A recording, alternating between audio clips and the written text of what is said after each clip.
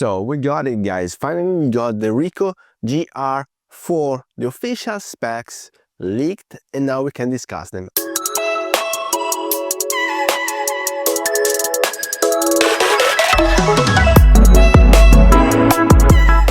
Hello everybody, welcome back to the channel. Thomas Love here from One Lens Only, and today we're gonna talk about this brand new, not really so new, Ricoh GR IV, because the specs leaked and now you can go running and gunning and shooting with your Ricoh GR as if there's no tomorrow. But I'm not so thrilled because I saw that they had this new glass. Now the big question mark for me was the glass, because I was not impressed by the GR3 version, and the guys that have the camera in their hands already, I'm referring to Samuel, I think is his name, is the German guy, Ricoh ambassador. He didn't look so thrilled either, because it's not so different compared to the Mark III. But anyway, the good and the bads of that camera. We all know that it's an APS-C sensor and the resolution is more than enough for street photography, for running and gunning, and we know that it's very portable.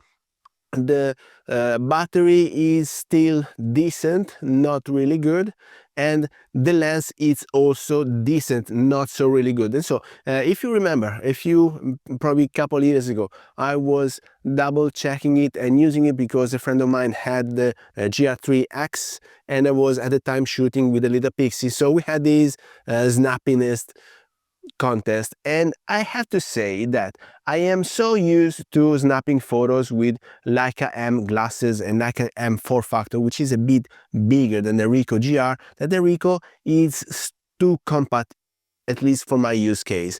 And with that I mean that not only it's also small for my hands. Now I'm using the phone as if it was the Ricoh, but as you can see, I have big hands and the Ricoh is even smaller than my Motorola, and so it's hard, sorry, that's a B, it's hard to operate. But I have to say that it's also so thin that not only you have to point toward the direction when you want to have your framing, but the change of inclination also changes the framing also much. So I have to say that with the form factor similar to the Leica M, you can really angle the camera towards the subject that you want to portray, and you're done. But with the Ricoh, I always find it difficult because it's not just a matter of leveling with the horizon to have a perfectly balanced and steady and horizontal shot, but also leveling in this other dimension that causes some inconvenience. And I have to say, this of course it's within the Ricoh, whatever model you pick up, the GR Mark 1, 2, 3, 4, whatever, that doesn't change. So it's not a real minus, because if you're looking for the camera, you know it already and you like it. And so small and compact body. Now this gained a new glass, a new lens. I have to say, I still have to double check, because as I told you, I was not impressed by the GR3 or GR3X. Maybe this glass is better, and with better I mean not more sharpness, which I don't mind, but I'm referring to the rendering of the color science and the 3D pop and the dynamic range that the camera can develop. And so this is a big question mark, and I will be willing to test it as soon as it is available.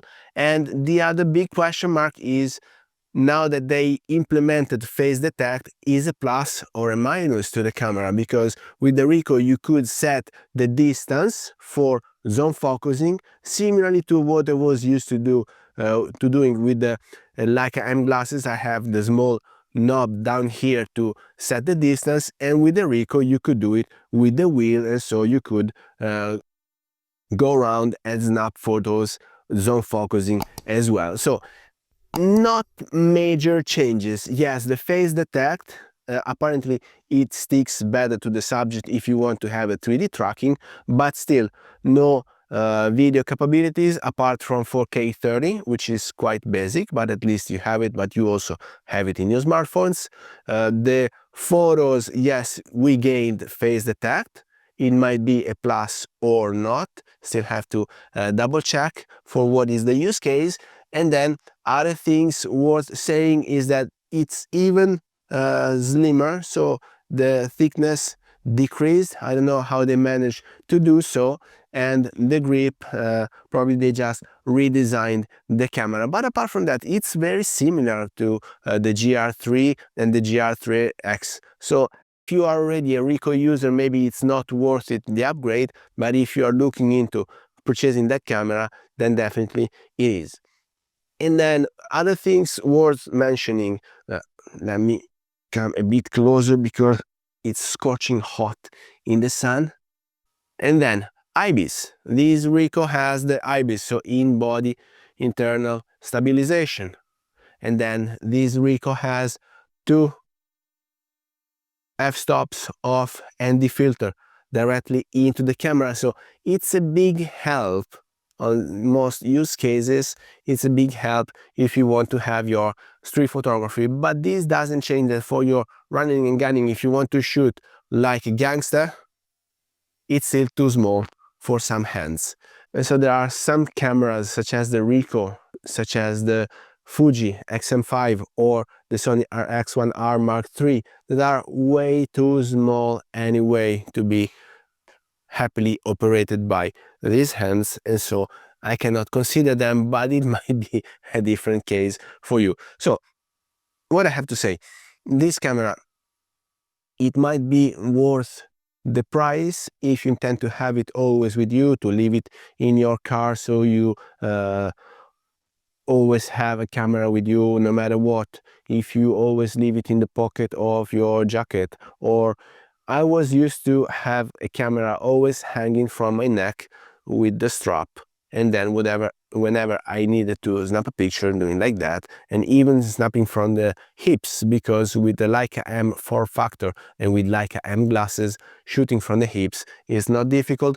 For the Ricoh, most of the people that I talked to, at least the first comments that I saw, is that shooting from the hips, they would want to have a flippy screen. So that's another thing to say. This is not having an EVF. I was thinking they would add an EVF like they did on the Sony RX1R Mark III, or at least a tiltable flippy screen so you could shoot from different angles, just because, as I was saying, the thickness doesn't help when you want to shoot from different angles, so you're not really sure you have your subject into the framing, and so a tiltable screen might have been a good help. I heard people complaining this is not having it. In my humble opinion, I always lived without, and so it doesn't really make a difference for me. So please let me know down here in the comments if you were missing some specs out of this GR Mark IV. And with that, I hope you got some value out of this video. If you did, please remember to like it, share it on social media, subscribe to the channel so you won't miss the videos to come. And I guess I will see you later. Thank you. Bye bye.